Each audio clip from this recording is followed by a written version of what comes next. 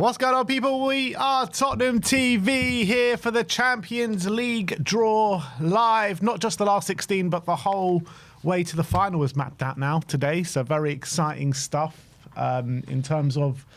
Or for us, the way to the round of 16. We're going all the way to Budapest, people. Wasn't what I'll say yesterday, but we're going to Budapest.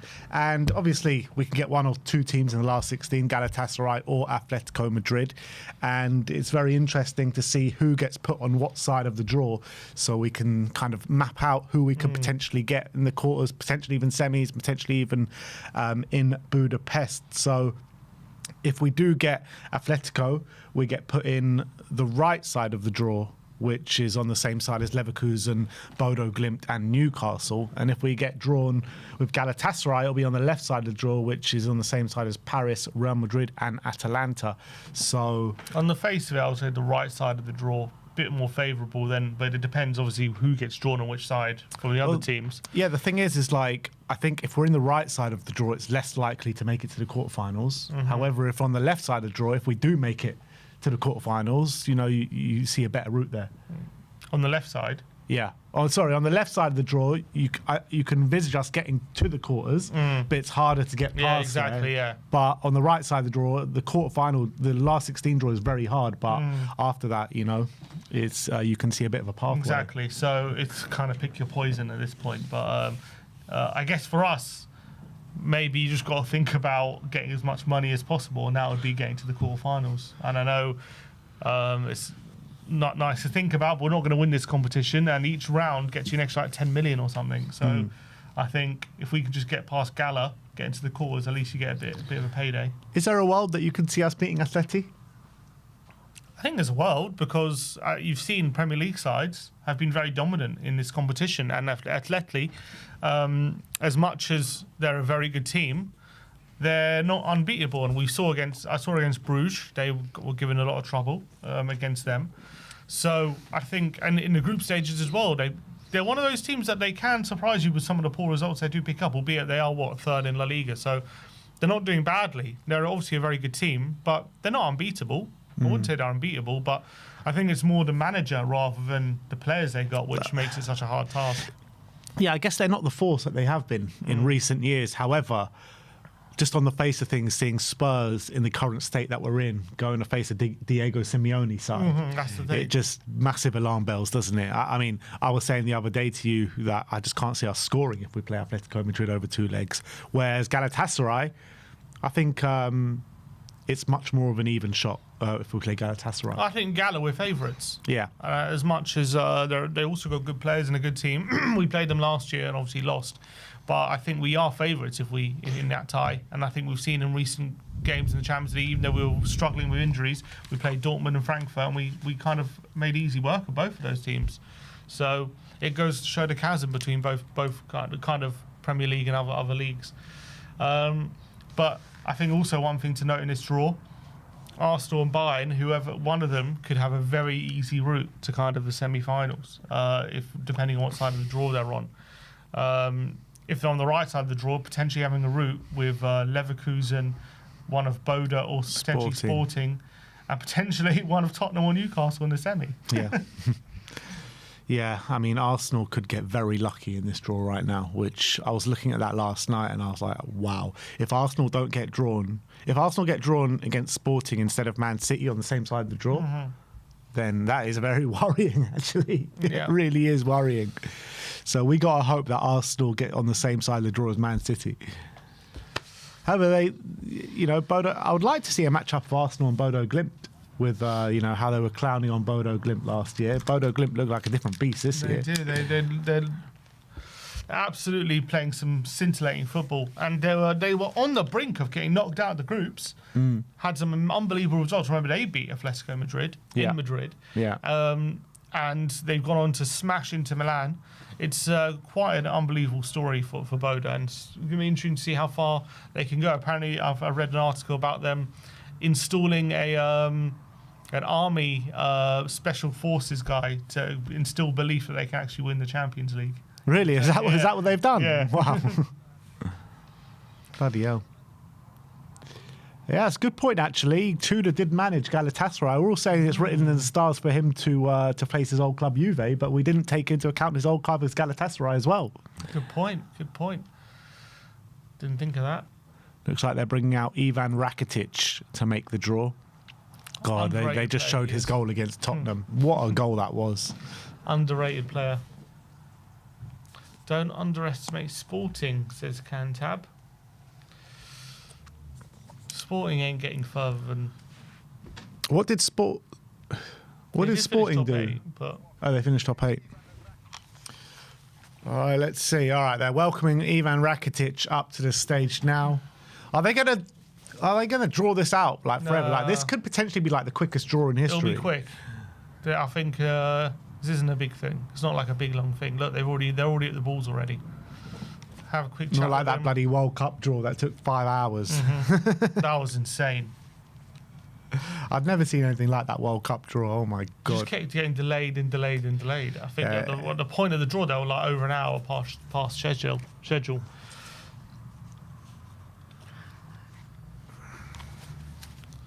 Who do people want though? Who do people want in the round below? In the next round, put in the comment section. Galatasaray or Atletico Madrid. I want to know where you guys are at. Who do you think we got better chance of beating, Galatasaray or Atletico? So I've seen a lot of Spurs fans being like, you know what, I want Atletico. And I'm thinking, you guys are mad.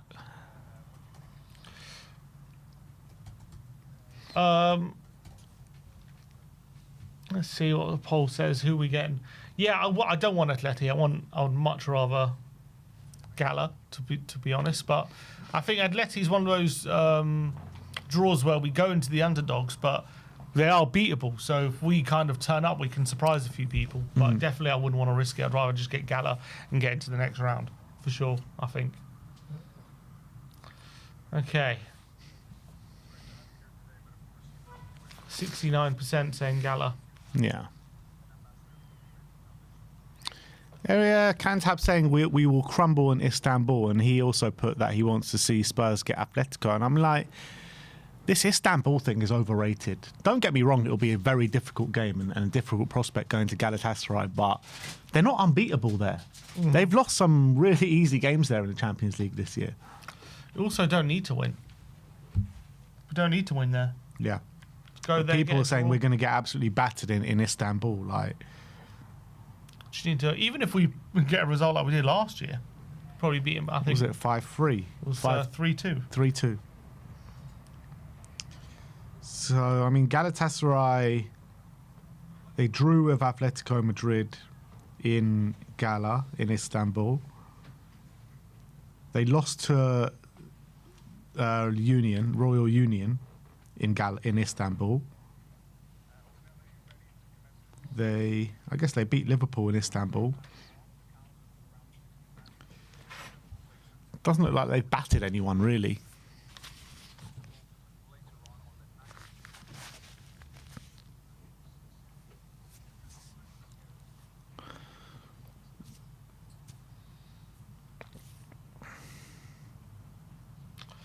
All right.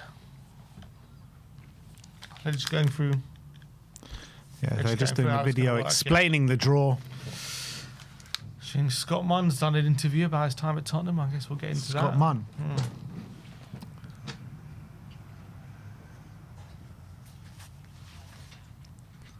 What's he said? I don't know. I have to read it all.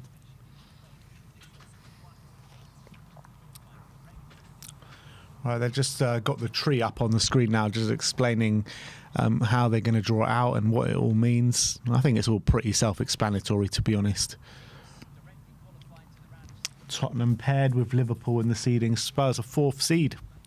Look at that. Spurs are 4th seed. You wouldn't expect we're in a bloody relegation battle.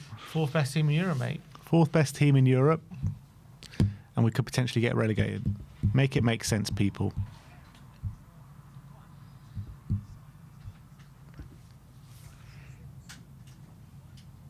So what are you saying? You would want... Yeah, you're saying Galatasaray. You want to be on the harder side of the draw.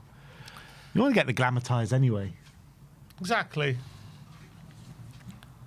And, well, to be honest, for us, either side of a draw, you look at who we can only face one of 4 teams in the quarters, and that's PSG, Newcastle, Chelsea, or Barcelona. Yeah. I mean, be a tall order being any of those teams. I mean, I wouldn't say it's likely that we beat them, but we could beat Newcastle.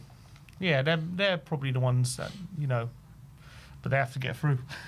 Yeah, that's also true. What are you saying? It's really Chelsea or Barca. I don't think Newcastle beating any of those teams in the Champions League. Right, big up to all of you guys. 57% of viewers would rather face, are saying we're getting Galatasaray. This isn't who you'd rather face. 42% saying Atletico.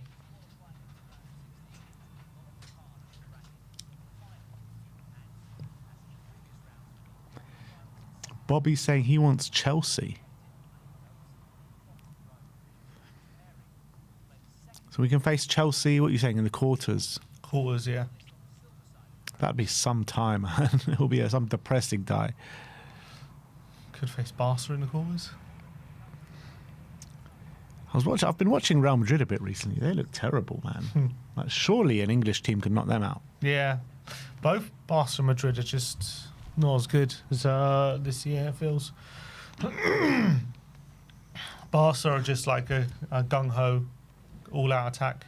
It's fun to watch, but can get at them. Real Madrid, they've got nothing about them. Yeah, there's something wrong in the dressing room there. All right, here we go, people.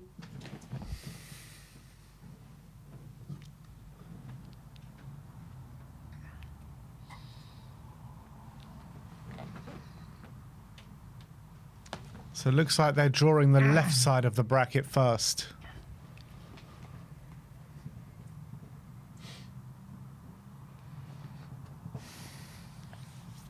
So Arsenal and Bayern going to be drawn first, then Liverpool and Tottenham.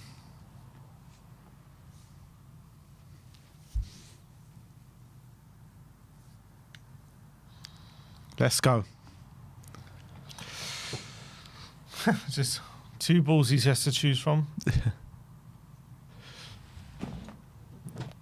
So the left side. Yeah.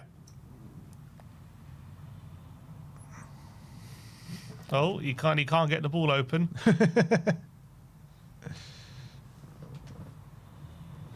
He actually can't get it open.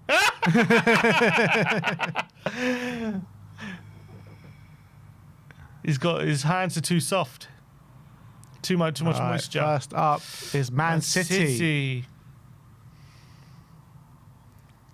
Oh, Man City, Real Madrid in the quarterfinals.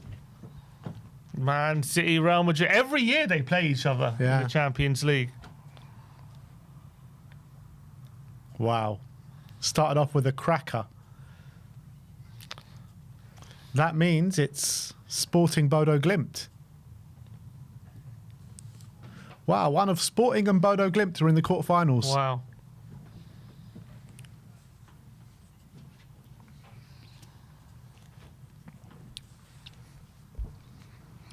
That is pretty crazy, man. One of Man City and Real Madrid are out, and one of Bodo Glimt and Sporting are going to the quarters. So, depending what side of the draw Arsenal get, they play one of those teams, they could play one of those teams, either Bodo or Sporting or Madrid and City. Chelsea. So Chelsea, PSG. Chelsea, PSG in the quarters. Wow. That means it's Barcelona, Newcastle.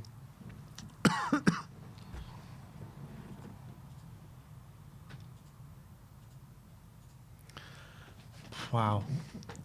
PSG against Chelsea, Newcastle against Barcelona. These are some tasty ties, man, I tell you. Bojan, is he there representing Barca, is he? Yeah, it looks like it.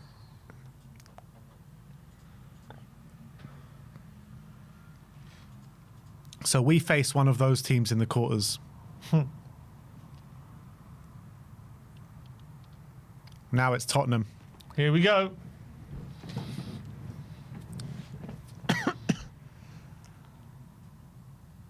Tottenham will face Atletico Madrid. Oh my God. and will face one of Newcastle and Barcelona in the quarterfinals. Okay, we're on the right side of the draw. We're on the right side of the draw. Not that it matters. But we are going to Madrid. We are going Back to the scene of the crime of the Champions League the Wanda final. Metropolitana. Keep your hands by your side in that stadium. At least we won't have Moussa Sissoko. So Tottenham Atletico Madrid to face Newcastle or Barcelona in a quarter-final. Quarter-final, anyone? Tottenham Newcastle quarter-final? If we can just get, well, I say just get past, we're not going to beat Newcastle or Barcelona. Now, are we going to be on the same side of the draw as Arsenal or same side of the draw as Bayern Munich? We need Arsenal to come out in this pot now. Bayern Munich. Oh, my God. Bayern Munich, Atalanta. Arsenal, Leverkusen. So Arsenal face one of Bodo or Sporting in the quarterfinals. That's ridiculous. We could face Arsenal in a semi-final of the Champions League. I think it's almost guaranteed in the semi-final we're facing Arsenal on that side of the draw. Mm-hmm. Look, the reality is it's probably going to be Arsenal, Barcelona We should in the have got the other side of the semi-finals. draw. Actually would have been better. Oh, man.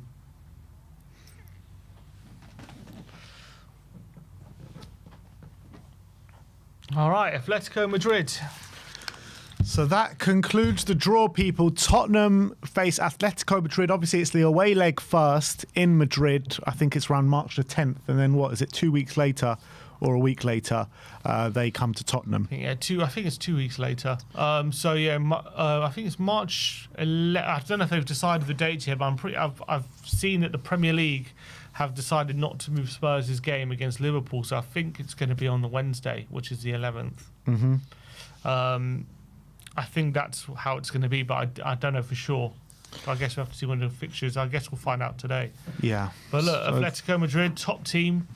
They've been, I think as well, they've been close to winning that Champions League under Simeone a couple times. It's like a dream for them to win that trophy under Simeone. It's like the whole club is like has got this like a dream and ambition to like win that trophy. There's like a sole focus there. No, but they've been so close. They've won the league, La Liga, but like they're like obsessed to winning the Champions League over there. So it's going to be a hell of a tall order. They've got some great players. They're in a good position, but you know they are beatable. They did lose at home to Boda. They did struggle at times against Brugge. So they're not a team. It's not like, you know, we shouldn't be able to do something in either tie, but yeah, it's going to be very difficult. It's going to be very difficult. You know, Julian Alvarez, unbelievable player. They just got so many. Conor Gallagher players against his old club. Conor Gallagher, he'll know a thing or two. Hopefully, he can give us the secrets of Simeone. Hopefully, about how about not to get in the team. Maybe he didn't understand Atletico. He was never in the team. But look, it's a difficult draw. Definitely the harder of the two. Newcastle or Barcelona in the quarters, probably Barcelona, let's be real. And then looking like probably Arsenal in the semi-finals if we can even get that way. You're going to be playing one of Boda, Sporting, Leverkusen or Arsenal in the semis. Yeah, I think Arsenal are a certainty for the semis. I don't see how they don't make it. They're a certainty for the semis, Arsenal. So we just got to somehow defy the odds to beat Atletico and beat Barcelona. So are you saying we got to conquer Spain before we get anywhere? We are the only hope of stopping Arsenal winning the Champions League. Yeah. In fact, do we have to lose to get a better team to face Arsenal so they lose? Is that where we're at? We're wanting us to lose so a better team can face Arsenal. Come on. Arsenal will crumble coming up against a team with better European pedigree than them. This ain't the Premier League anymore. Exactly. This ain't the FA Cup. Once it's Europe. This is European football. Romero and European competition. I wouldn't want to face that. As Romero says, we have a different mentality in Europe. Exactly. On the other side of the draw, yeah, you got Bayern, Atalanta. So it could be a Bayern versus Madrid or City in the quarters, which is tasty. PSG, Chelsea, Galatasaray, Liverpool, which is looking like a Liverpool, probably PSG quarterfinal, which, you know, is tasty. You're looking at Real Madrid versus Man City. You could have Man City or Man City have got a very difficult Yeah, if they're going to run. win this. Like Man City, Real Madrid. If Man City win that, they face Bayern in the quarters probably, and if they win that, they got to face probably PSG in the semis. I mean, when you compare that to Arsenal's run, yeah, they've really lucked out, Arsenal, haven't they? they really have, lucked man. out. Incredible. Mad. What on this basis? What's your prediction for the final? I think Arsenal are pretty guaranteed to be there, to be honest. I think Arsenal definitely in the semi. Who would they play in the semi? I think they beat anyone on that side of the draw. Arsenal. To be Barcelona honest. probably in the semi. Yeah, I think they beat Barca. Right now, it looks like they probably would, but it's not a foregone conclusion. I think Arsenal. I reckon Arsenal Bayern Munich. And also the semi-final, like it's at that time where it's real at the nitty-gritty stage of the league as well. You don't know what state Arsenal are going to be in mentally. So I wouldn't say it's like when you're judging the two teams right now. I agree, Arsenal win it, but these Barca players, you've got big players there. So I think Arsenal Bayern final. Arsenal Bayern, I'll take that. I think Bayern beat Arsenal in the final. You reckon? Yeah. Harry Kane. That would be beautiful. No, If Harry 100%. Kane, come on! That would be quite something. I think it could be Man City Arsenal final. You think City? Yeah, I think it really could. I think City lose to Bayern. And we know PSG as well. They're gonna turn up in these knockouts. We saw last season how poor they were in the group phase, and then in the knockout they just turned into this different beast. However, having said that, they probably should have lost to Newcastle in the knockouts. Last time, yeah. They also no, Villa, you mean? Villa, sorry, yeah, Villa. Also, they were quite lucky against Monaco. They were. They weren't at their best in either game. 2-0 down in the first leg. Yeah, and then they were 2-0 up in the second leg, and it finished 2-2, didn't it? I think Monaco 1-0 up. Oh, well, Monaco And 1-0 up. PSG turned it around, and then they got a late goal, Monaco. In terms for us, It was like Boda against Arsenal in the quarterfinals. yeah, I don't think we get out of this of this round of 16. Unfortunately, if we can come out with some credit, that'd be something. But can we banish some of the demons of the Wanda Metropolitana? I hope so, Possible? man. I really hope We so. come away there without a loss. Yeah, if we draw in Madrid, then we got a big chance. We do have a big I chance. do get the feeling that even if we lose by one, like they'll just like humble it at the lane. Probably, but I mean, they are a different beast at home than they are away from home. They're beatable. They're very beatable away from home. It's the home game that we need to just stay in the tie, don't we? So some of their results this season. And we've got very good record at home in Europe. We do. So some of their results this season: lost at home to Boda, drew away at Gala, beat PSV 3-2. They did beat Union. They lost 4-0 to Arsenal. Yeah, they got battered. 4-0. Lost 3-2 to Liverpool early in the season as well. So they have struggled against English teams. Yeah, look, but those English teams that they struggled against are a lot better than us. Yeah, true. We're like the worst team in the league at the moment. But they also lost to Boda Yeah. at home. And Yeah. they drew a Brugge 3-3. So they're definitely not like an unstoppable force. What did they do last year in the Champions League? Where did they get to last year? Can't remember. I don't think they did much, did they? I think they lost quite... Who did they lose to? Does anyone know who they lost to in the Champions League last year? Was it not Real Madrid? Yeah, it was Real Madrid on penalties. Remember that? Julian Alvarez stuff. The one that when the ball moved.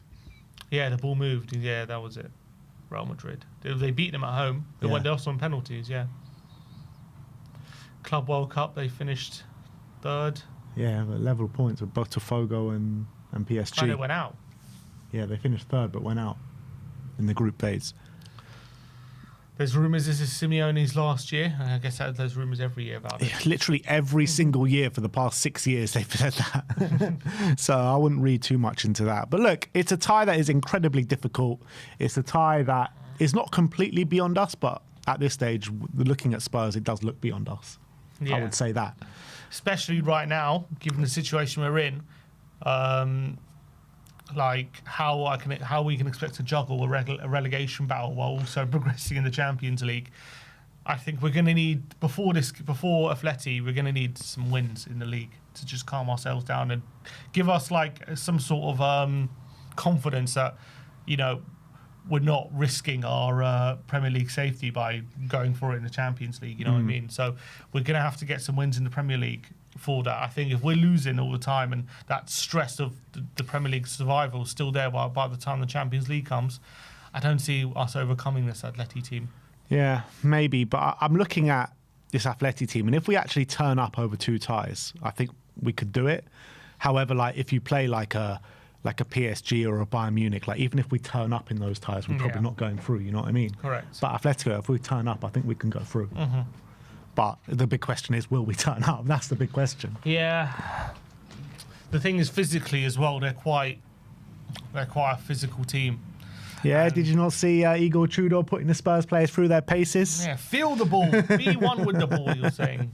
Be with the players. Be with the ball. Yeah, that seemed like a very Conte-esque pre-season drill that he was doing. The players look absolutely dead by the end of it. Yeah, I mean, I can't quite think that the players aren't fit. You know, surely they're fit at the moment. Like, I understand we've had injuries, but surely fitness isn't why we're where we are. Yeah, I don't know. I mean, fitness as in being available, yes, but in terms of like being able to run 90 minutes, like being out of shape, surely not. Thing is, right, like we do struggle a lot in like last 10, 20 minutes of games, don't we? We usually struggle in first halves. In first halves, yeah, but like then we have like a little burst at the beginning of the second half, and then we just run out of gas towards like the last 20 minutes, last 15 minutes. Yeah, because you've got no subs. Yeah. So maybe he just needs to get them fitter because we have no subs. I don't see. I'll be shocked if they're not at peak fitness. Would you be shocked if they're not at peak fitness? As in, let me put it this way: I'll be shocked if the players are out of shape in a sense that they're not keeping themselves fit. And they're not able to go till the end because they're there's a difference. Well, there's a difference between being at peak fitness and what you're saying and being fit. Peak fitness is something different. Okay, I don't know. Peak fitness maybe not, but just because of the situation we're in, they might be running on a bit of empty. I understand that, but I don't think it's a case of you just run more and you'll be fine. I think I'll be shocked if they could run any more if they're running at the moment. But yeah. I don't think it's due to fitness, but there is a stat saying like we've run one of the least in the whole Premier League, and maybe it's not to do with fitness stat, and maybe it's to do with tactical. But I don't know. But it's clearly something that Igor Tudor thinks that he wants to get us fitter. Yeah, I'm worried about that. What are you worried about that specifically? That he's going to push them too hard. Cause more injuries. I mean, especially right now when we've got so many. Yeah, I do agree with Marco in the comments. Says it's probably more mental exhaustion than anything else. Yeah, that's also true. Definitely mental exhaustion is a real thing like that we're suffering from.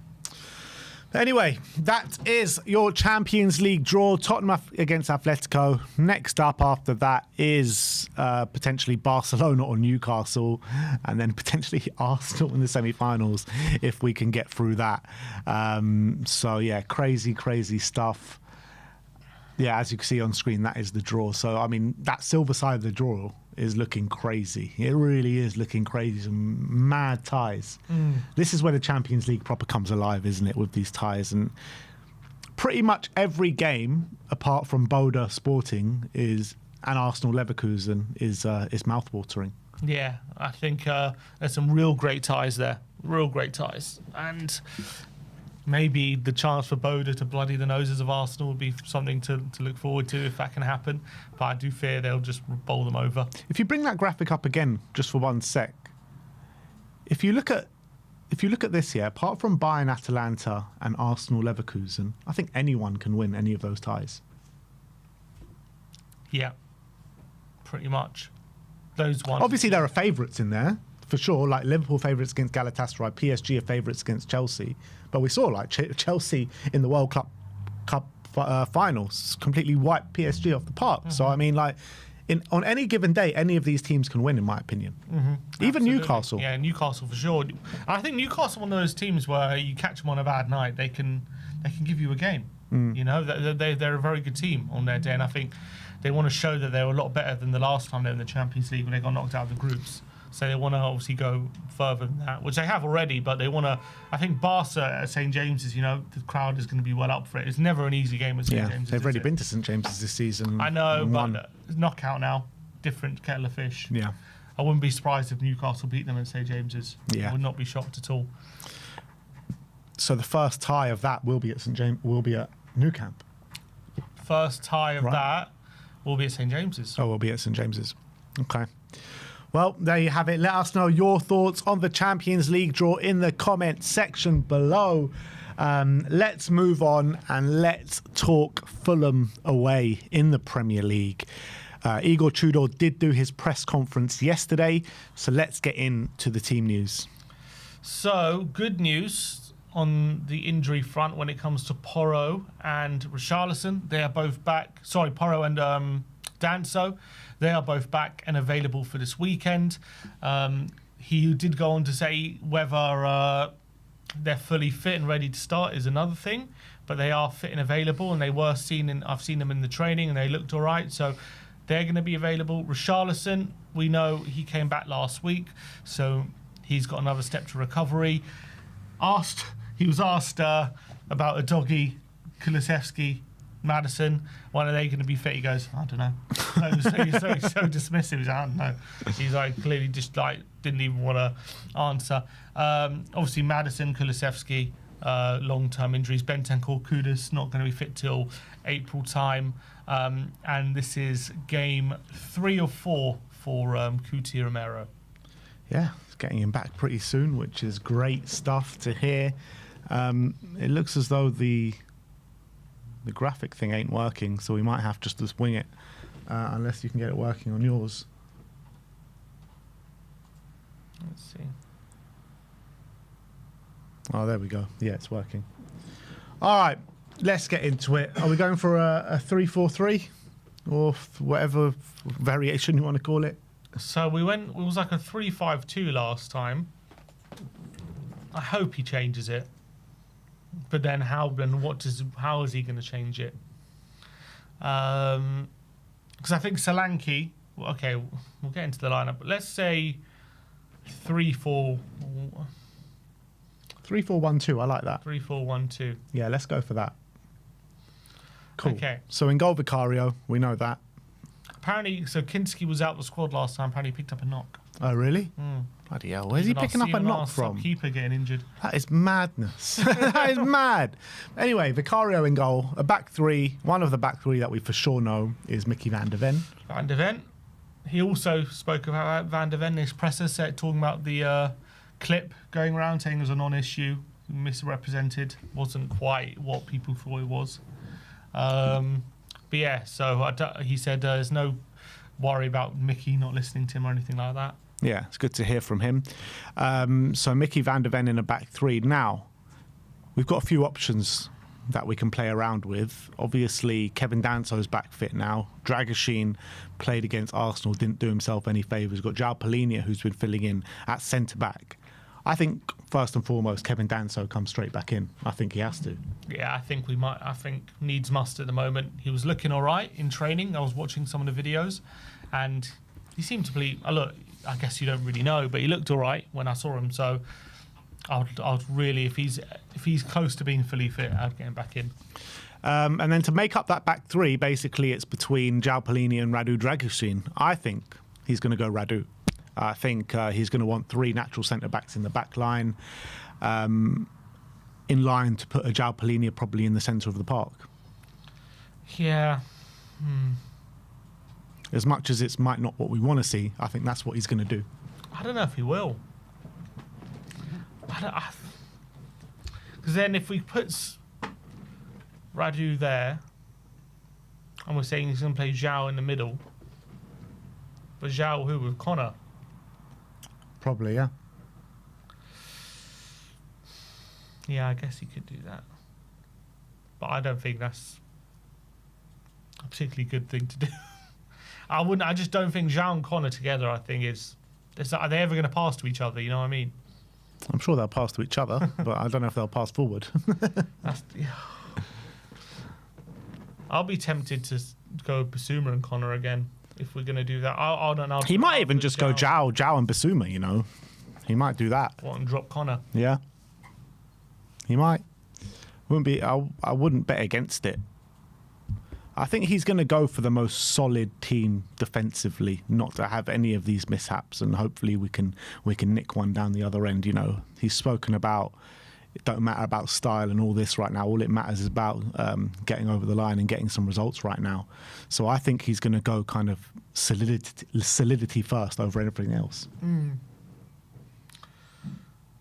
Yeah, but last game we were very kind of offensive in like our pressing and stuff. Like we're pushing very high. Yeah. So I do think he's also wanting us to get forward a lot more than we were. Mm-hmm. All right. So what? I don't think he drops Connor, does he? Do we think he drops Connor? I don't know why it's so crazy to think to drop Connor. It's not like he's been amazing. Like, what's he done? It's not crazy. I just don't think he'll do it. Why though? Like he's our been best here. midfielder. I mean, is he though? Probably. I think Basuma's playing better than him. I think João Palhinha is playing better than him. When was our last time Palhinha played in midfield? Yeah, it's been a while. He's been needed at the back, but he's still performing better than him. Not in midfield. Like Conor Gallagher, since joining us, has had one good 45 minutes, and that's about it. Like, yeah, but let's be honest. Who else has been doing more than that?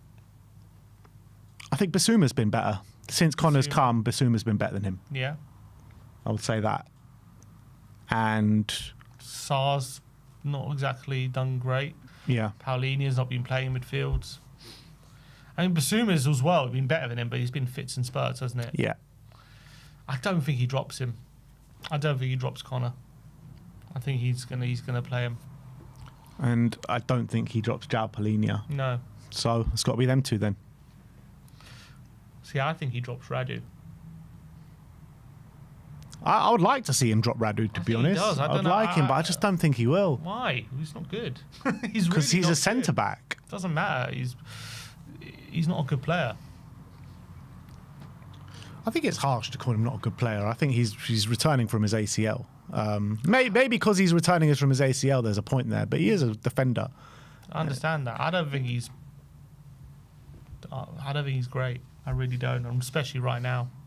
Yeah, right now I think there's definitely a case for not calling him great. But I think it's been unfair on Radu in terms of calling him a bad player, because He has been. he's been completely misprofiled coming in under Ange. He wasn't a defender for that system at all. And we've seen him, have good performances, in fits and spurts, even that.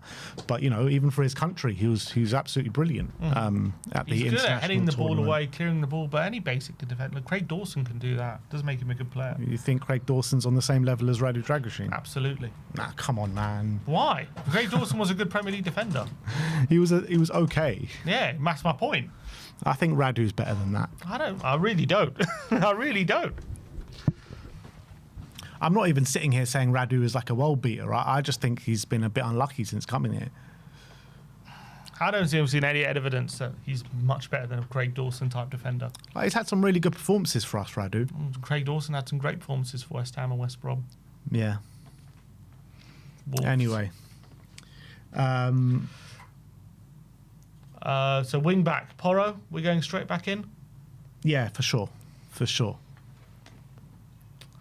And Jed on the left. Yeah, it's going to have to be. Gonna have to be. Unless we put Matty's Tell there. I'll be open to it. You weren't open to it last weekend. Yeah, I'm definitely open to it now. Against Arsenal, I was like, no. But against Fulham, I'd do it. I would do it against Fulham, He's going to go for Jed, though. We know We'll that. go for Jed. Javi Simmons in the 10. And then Solanke and Moani up top, as long as Solanke's recovered from his sore throat. Solanke and Moani, Solanke came off the bench. He'll be fine, surely. And Moani, off the bench, scored, not off the bench, but he scored last time out. Good finish. Probably his best performance in a Tottenham shirt in the Premier League anyway. So, hopefully this is the start of something for him. Yeah. That's what we got to hope for. Yeah, I think so. So this is the lineup that we are going to go for. Vicario in goal, Dragoshin, Danso and Mickey van der Ven in a back three. Pedro Porro and Jed Spence wing backs, with João Palhinha and Conor Gallagher in the midfield. Javi Simmons in the 10, Solanke and Moani up top. And I think that trio up top, Solanke, Moani and Javi, can cause a lot of problems, especially if they're supported well from Porro and Spence. Yeah, because you got two tall and fairly physical strikers potentially in the box with Porro's crossing. just got to spam them in. Yeah, got to do Thomas Frank ball. Yeah, get Frank back. I think when it comes to Randall, for some reason he hasn't been so much of a box threat. Obviously, we know Solanke is, but hopefully Solanke and Randall, when they can link up, we go long into Solanke.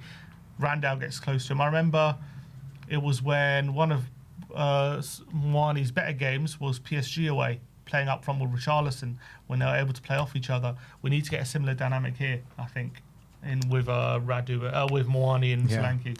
We say Moani hasn't been a box threat. I mean, nobody's been a box threat this season. Solanke when he's played. Yeah, but he's barely played. Yeah. How many games did he actually play under Frank? 4, 3. You know what I mean? Yeah. So not much to go on is the reality. I mean, Richarlison was a little bit when he was fit in the early stages of the season. But look, that is the lineup we're going for. So who do we have on the bench? We didn't even consider Gray, by the way. Yeah. Gray, Tell, Richarlison, Basuma, Sarr. So all of a sudden, that's 5 players there on the bench. Yeah, decent. All right. Starting to fill up a bit. Yeah, exactly. So 2 players back, and hopefully in about a month we'll get a few more players back. Destiny, probably the next one back as well. So we've actually got a bench that is not completely stacked of kids. It will only be half stacked of kids. We can make 5 subs if we want. If we want, yeah. Yeah, so it's looking okay. So you hopeful that Spurs can get a result this weekend? I think I'm hopeful we can get a point. I'm not really sitting here saying I think we're going to win, but I think in terms of going to Fulham and taking a point, I don't think that's an impossible task. But yeah, I mean it's still going to be very difficult. So score prediction? 1-1. 1-1. 1-1. I think we're going to see a bit of a difference from Arsenal, but Fulham more settled at the moment, also a bit confident, just beating Sunderland. I think they're going to take the game to us. It'll be a bit of a struggle at times, but I think there'll be enough just to get a point. Yeah, I'm not so sure. I mean, and we can get a point if we play well and things start to click, but I just can't see it. You know, on the back of that Arsenal game, how terrible we were, how terrible we've been all season, our record at Fulham as well, how they usually have beaten us over the last couple of years and quite convincingly at that as well. I think the last 2 times we've been to Fulham, we've conceded 5 goals and scored none. Is that right? We lost 2-0 there last year and 3-0 there the year before. I remember that. Was that 3-0 that we played, or was it the 2-0 where Radu was just absolutely horrific? 3-0 was his debut. Yeah, well, it was just horrific that day. Oh my God. It was so bad. But yeah, I mean, I can't really see us winning. I really can't. I can't even see. I think we're going to lose this game, to be honest. I really do. I think Fulham are going to be chomping at the bit to play us this weekend. They're going to sense and smell the blood. So unfortunately, I'm going to go for 2-1 to Fulham. But if we do get a point, I actually think it's a very good point.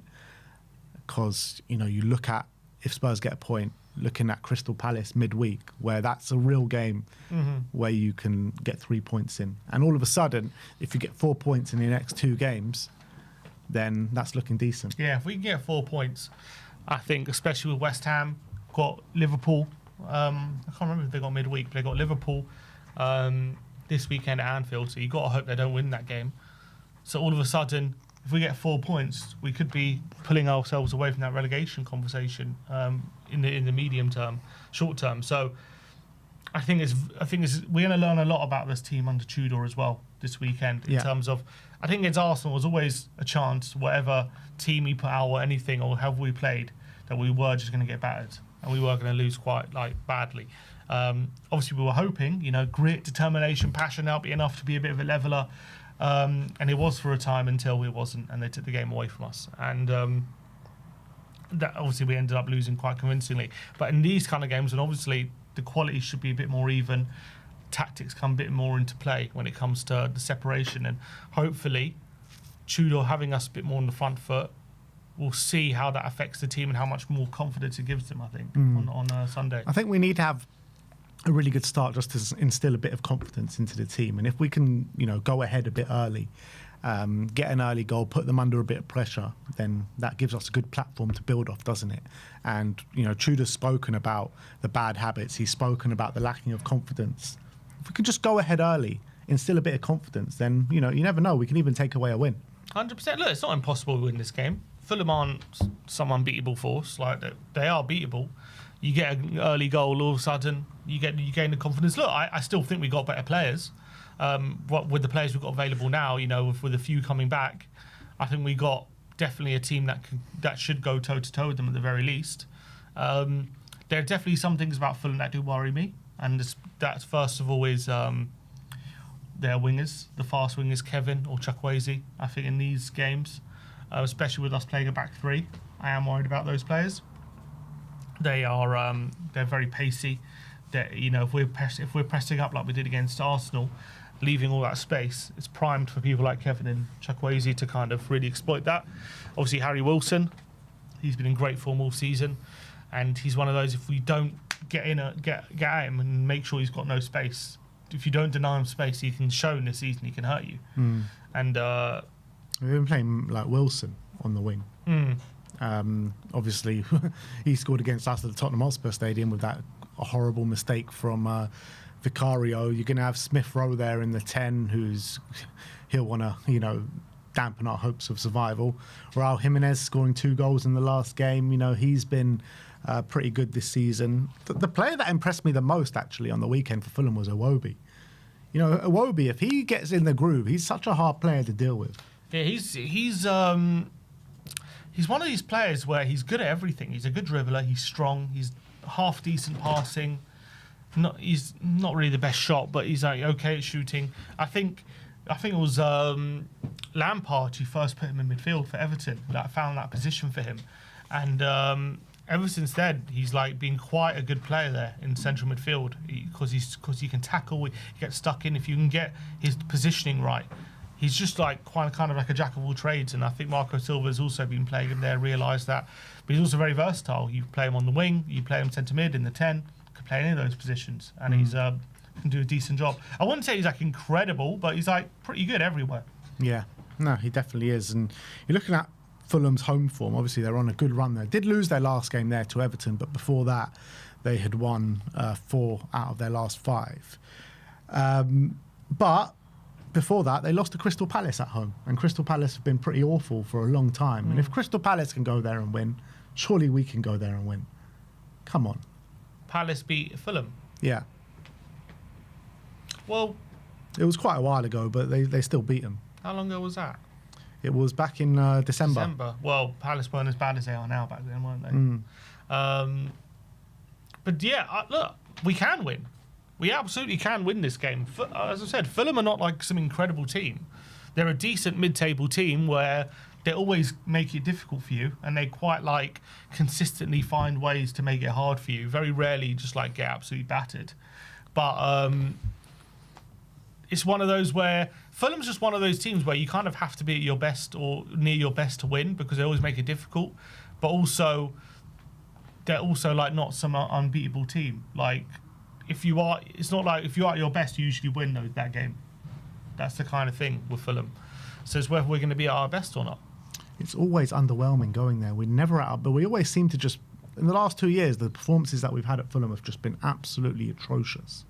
Well, I think last year was before or just after a Europa League game. And so we were like resting a lot of players. I remember Maddison got rested. If I remember rightly, I think one half Romero played and one half Van der Ven played. We were still managing those players as well.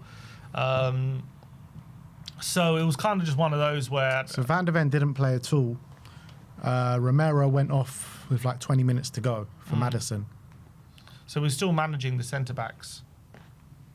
We played the back 2 was Romero and Davis with Doggy and Spence at fullback. And Romero got taken off with 20 minutes to go.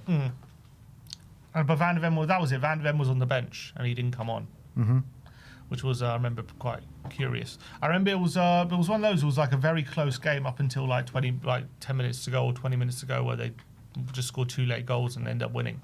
Yeah, Ryan Sessegnon. Sessegnon came on and scored. So that was obviously But the one before that, I remember we had just beaten, I think, Villa 4-0 at Villa Park.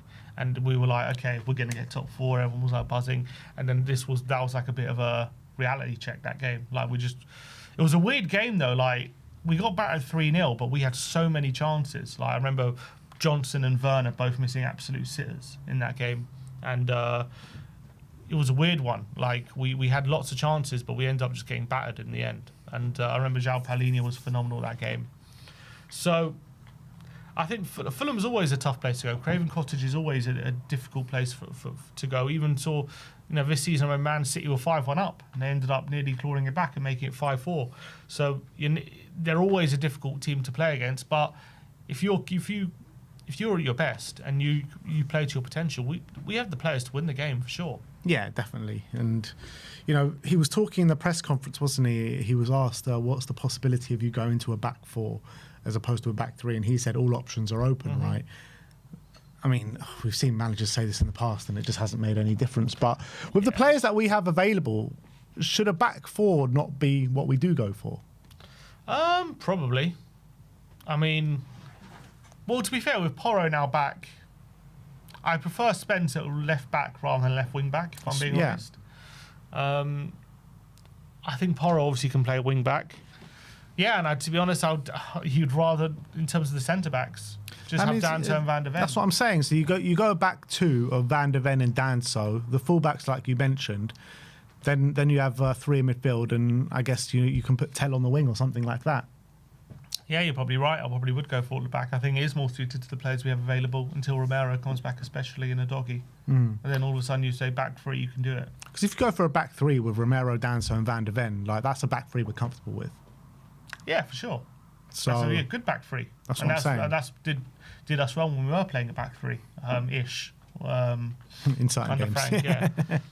In certain games. So, yeah, maybe that is the way to go. Because as much as I was saying before, Radu's not as bad as people say. That doesn't mean I think he's good. I just don't think he's bad as what people suggest. He's awful on the ball. He's just so bad. Yeah. I know against Arsenal there was a point where he was dominating Gyökeres, but as soon as Gyökeres got any sort of separation from him, he couldn't do anything. Yeah. And on the ball, he's just terrible. The reality is none of our players could do anything. It wasn't just him, but he was detrimental to some of the goals that we were conceding for sure. And he had an awful game. But for me, the reason that Dragoshin shouldn't be playing right now isn't because of the quality of player. It's because that he's coming back from an ACL, and I just don't think he's fit enough to play games right now and lasting as long as he can. Because I thought he did very well in the first half, and he had a major drop-off in the second half. I think it's both, to be honest. I think he's not good enough for Tottenham, to be honest. I don't know if he's good enough for a top-half Premier League team. I really don't. I really got serious question marks about him. His agent seems to think he's on his way to Real Madrid. I think this has been a bit of a scouting screw-up, signing Dragoshin, to be honest. I think we've got that one completely wrong. The thing is, we just haven't seen him that much, though. That's the thing. Can we really judge him without seeing him as much? We saw him before. He was there for a year before. Yeah, but we've seen him in a completely wrong system for us. For us or for him? For him. So it's wrong because he's bad on the ball. It's not just that he's bad on the ball. He's just not suited to play in a high line. Right, and do you not think that's because he's not good enough? I don't know. I think, different players are suited to different styles of football, right? We don't want to be playing a style of football that suits Radu Dragoshin. Yeah, that's fine, but I think we were this season playing a system that was suiting to Radu Dragoshin. He just wasn't playing for the majority of the time. Frank was because of his ACL. I'm not saying that we should accommodate the system for Radu Dragoshin, and I want to see the football that Radu Dragoshin plays and where he's suited for. But all I'm saying is that the way we were playing last year highlighted his flaws a lot more, and if we played a different way, he would look a lot better, which means he's not actually a bad player. He's just a bad player for the way we want to play. I think it's because he's a bad player. That's why he can't fit into the way we want to play. I'm not so sure about that. Like there are the qualities he has. There are defenders right now in the lower parts of the league who have those same qualities. Mm-hmm. Doesn't mean they're great. That doesn't mean they're just good players for those systems. It's just that level of player. Yeah. He is a lower table player. He's not great. He's really not good on the ball. And I think defensively, I don't think he's perfect either, but I think he's decent a box defender. He's good at clearing the ball. He's good at heading.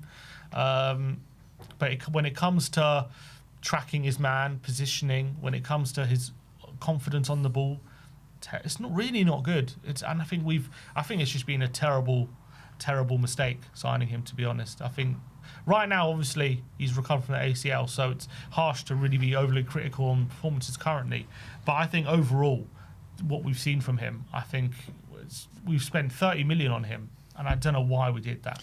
Yeah, look, I do agree it was a mistake signing him, just because I think stylistically he just doesn't fit, and definitely didn't fit. He was misprofiled completely when we signed him.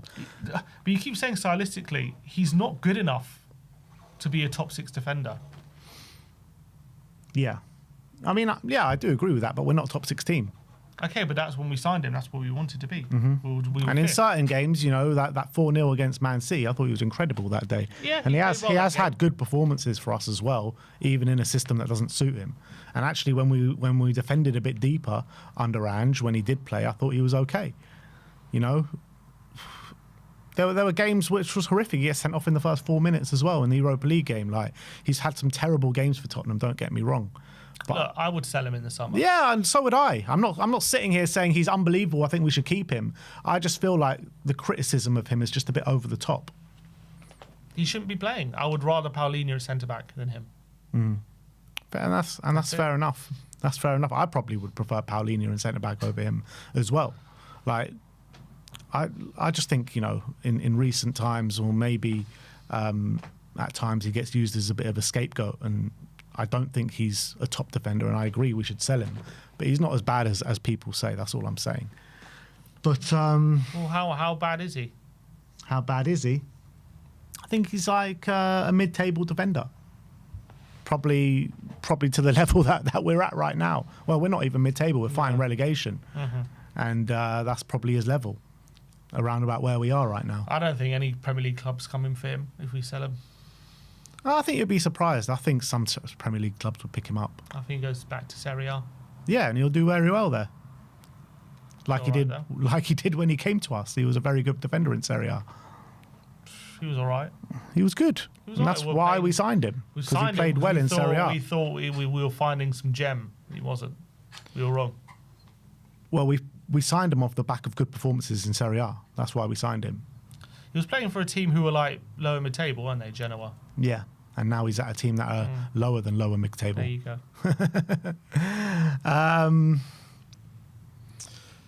So look, very, very difficult game this weekend. We just need to try and just get this negativity out of our play, get some confidence back, get these stupid moments out of our game, and it'll give us half a chance to win the game or even draw the game. Are you taking a point if I offered you right now? Yeah. Yes. Just because it stops the rot with 3 defeats in a row. Just get that point on the board. It keeps us, that potentially goes to 5 points if our West Ham lose to Liverpool as well.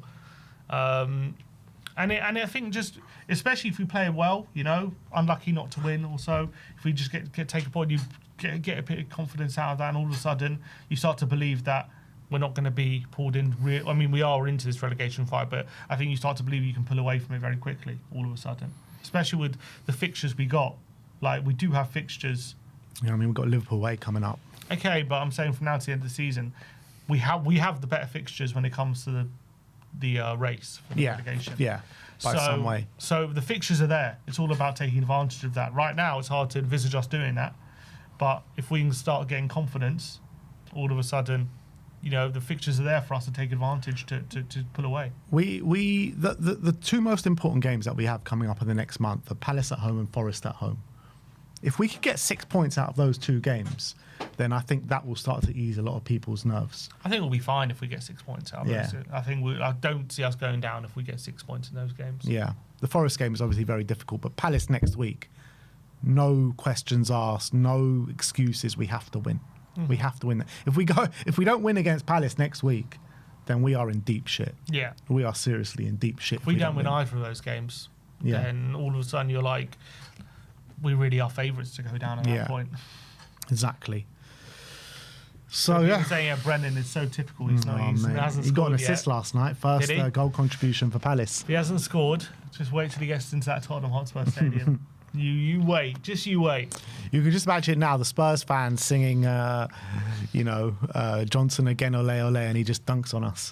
He can't even get in the Palace team though. That's the thing. Like Palace are in the state that they're in, and he can't even get a start for them. And then we're sitting here struggling and scrambling around for, like, he would get in our team right now, and he can't even get into the Palace team. That's mad, isn't it? They think he's awful. I know. They said. I mean, half the Spurs fans spent 35 million on him. Half the Spurs fan base think he's awful, but what he does do is, arrive in good situations and put the ball in the back of the net. I think he's one of those players who you need. He needs to be in a functioning team. He's like the cherry on top of a functioning team. You know what I mean?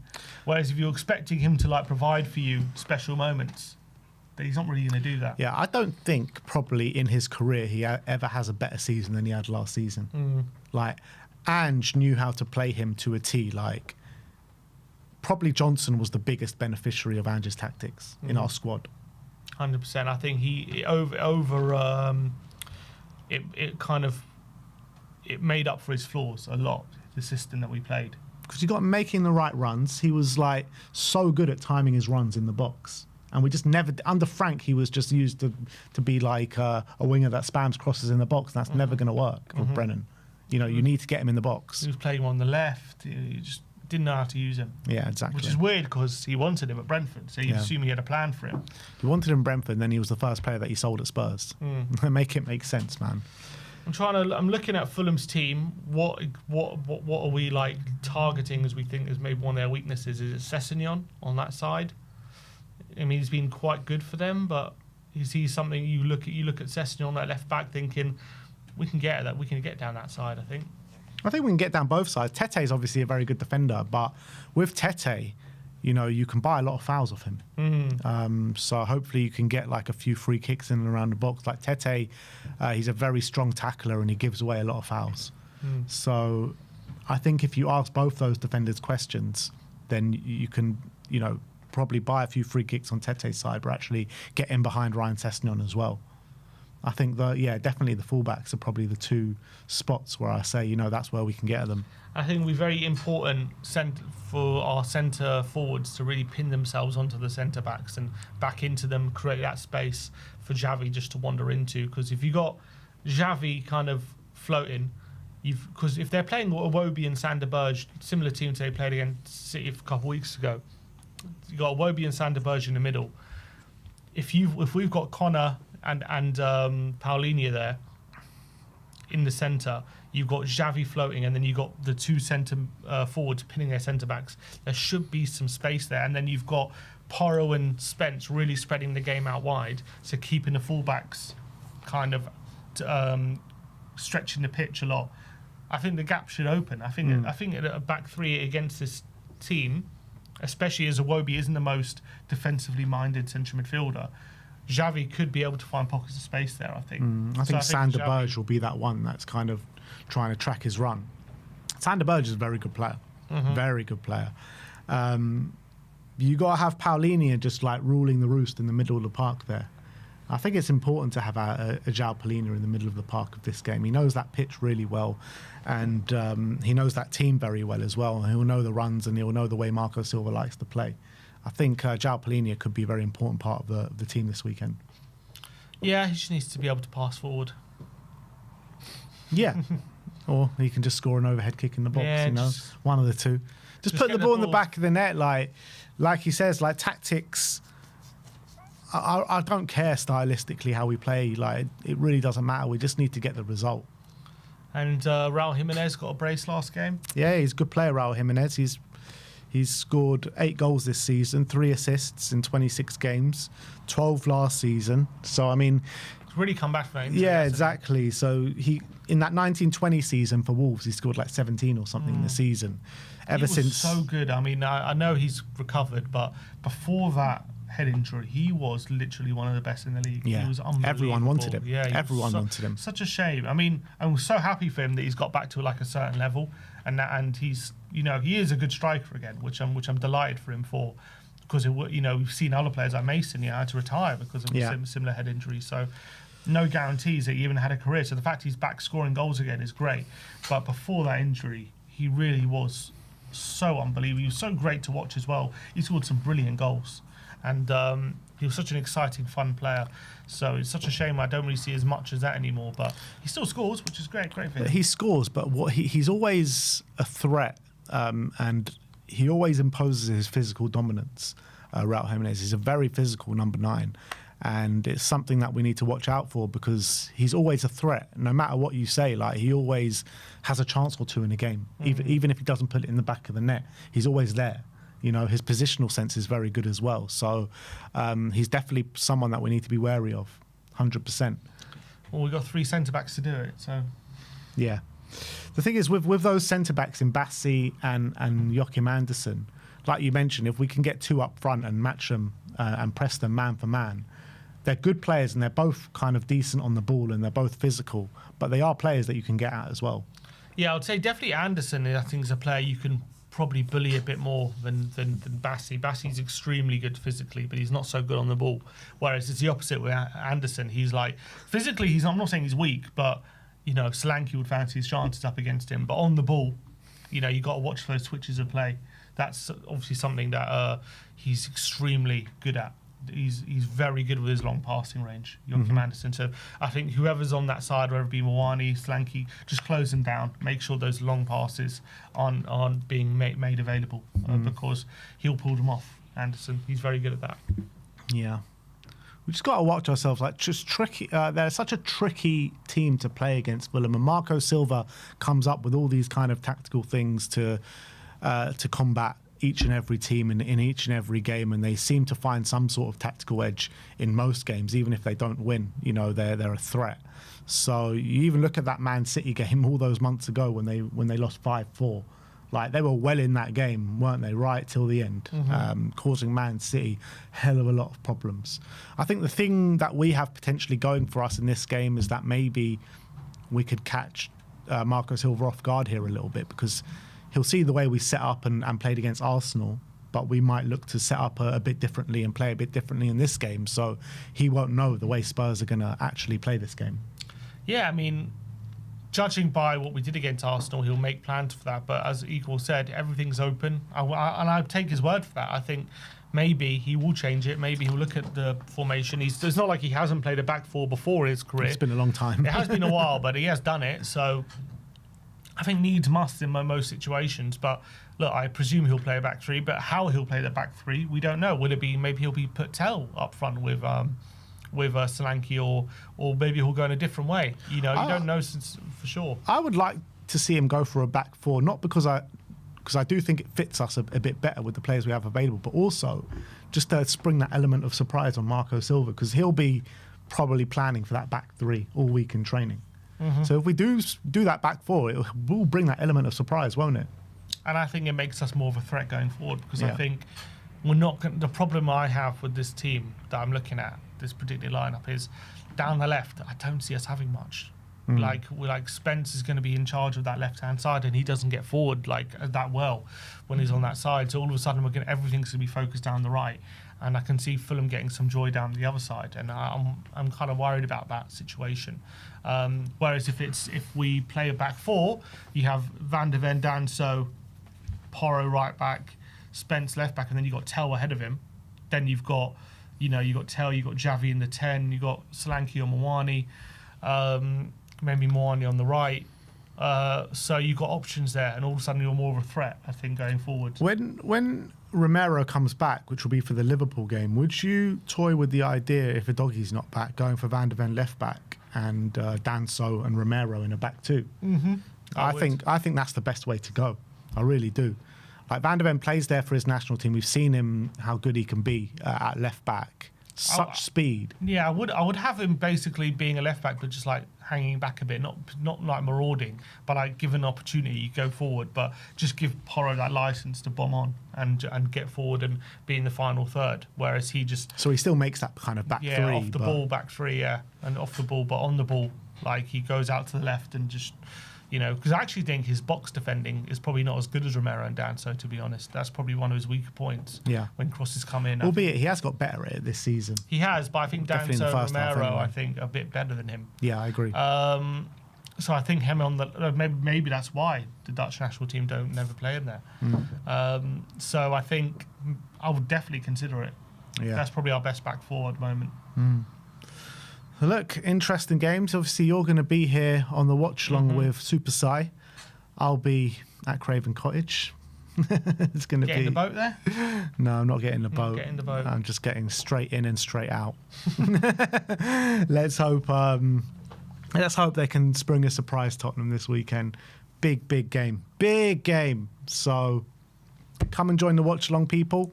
I'll be bringing you content from inside the ground. That is your match preview. That is the Champions League draw as well.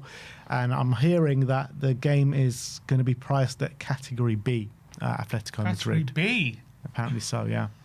Tottenham throwing us a bone. Yeah, it should be Category C. It should be below the They categories, should be mate. paying us to go. You know what I mean? But yeah, we'll see you all on Sunday, people. Like, subscribe and comment. And as always, come on you Spurs.